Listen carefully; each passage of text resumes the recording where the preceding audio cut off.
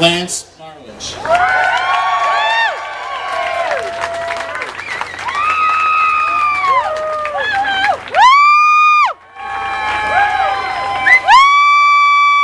Thank you. Thanks, Stephen. I'm honored that the folks at LLS have asked me to speak at this year's event. As I look out at this crowd, I'm reminded why this walk is such a special event. In front of me are thousands of individuals, each with his or her own story or reason for being here. On any other day, we go about our lives separately, maybe passing each other on the street or riding side by side in the subway, completely unaware of our connection to each other. Tonight, though, look around. A little while ago, every one of us threw on our sneakers and rushed down here to the seaport, determined to fight back against a disease that in one way or another has crept into all of our lives. We stand here together, strong, with a single goal in mind. We are here to fight for our lives, for our spouse's life, our children, our sibling, our relative, our friend. We are here because we lost someone and we don't want anyone else to be taken from us. We are here to light up this night with our optimism and our conviction to someday soon end this disease. I want to tell you what I've learned from this very special group of people, which you're all a part of. One, to all of you fighting cancer, especially you newbies, you're not alone. Two, in life, and especially in cancer, it's not about what happens to you, it's about how you choose to respond to it. Let me tell you what I mean. I started lighting the night 10 years ago after my wife's brother was diagnosed with non-Hodgkin's lymphoma. Each year, my wife made special t-shirts by handwriting her brother Bobby's name on them. We raised money, did the walk, and sent photos to her brother of our family, each holding a red balloon. At that time, he lived in Pittsburgh, where he and his wife and kids did the walk each year. 3 years ago, when my wife was a couple weeks from delivering our third child, I too was diagnosed with non-Hodgkin's lymphoma, the very same kind that my brother-in-law had.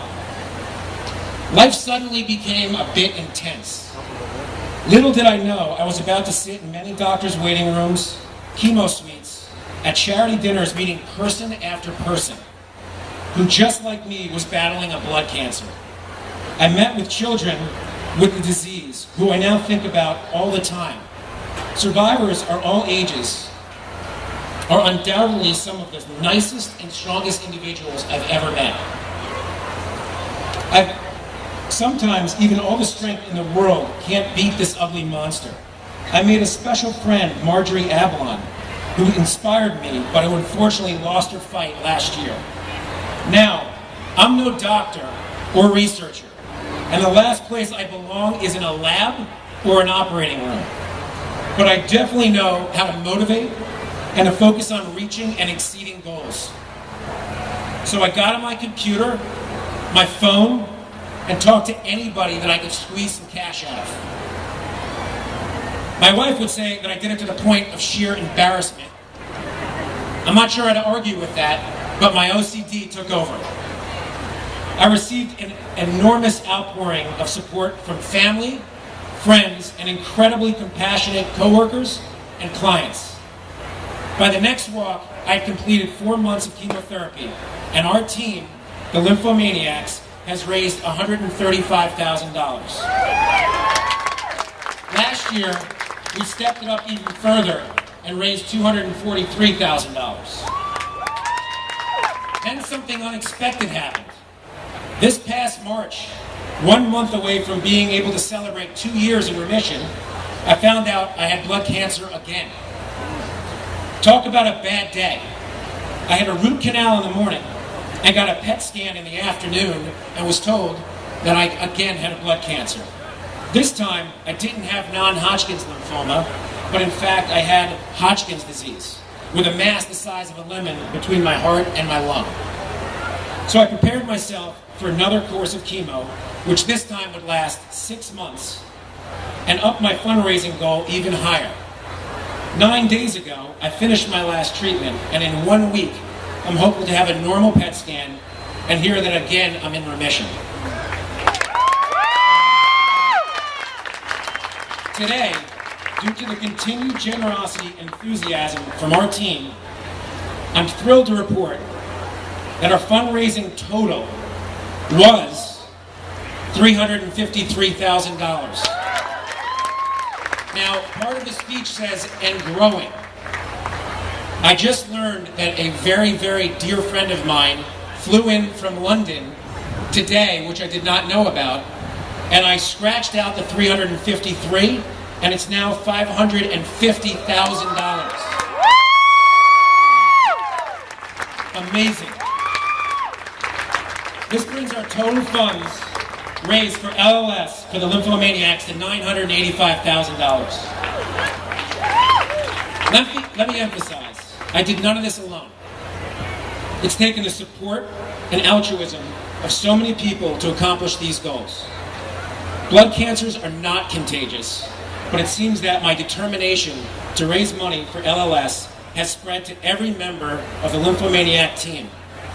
Hundreds of people that my team has called on, some of whom I haven't even met, have offered up donations of all sizes, each and every one of them making a difference.